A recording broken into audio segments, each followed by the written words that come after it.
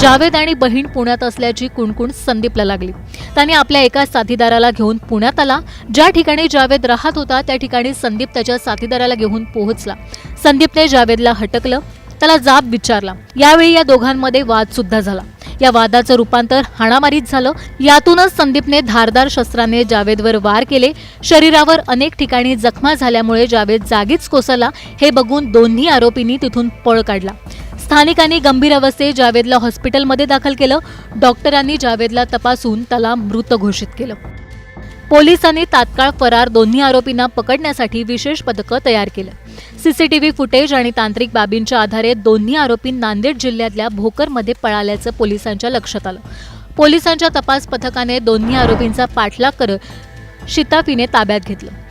सक्षम ताटे प्रकरणानंतर प्रेमसंबंधांच्या नावाखाली होणाऱ्या हिंसाचाराची ही आणखी एक धक्कादायक घटना आहे। प्रेमाचा शेवट हत्या असेल तर हा समाज नेमका कुठे चाललाय असा सवाल केला जातो। आधी सक्षम ताटे आणि आता जावेद पठाण। नांदेडमध्ये ऑनर किलिंगचं सत्र कधी थांबणार? प्रेम करणाऱ्यांना संरक्षण कोण देणार? या गंभीर घटनेवर तुमचं मत काय? ऑनर किलिंग थांबण्यासाठी कडक कायदे हवेत का?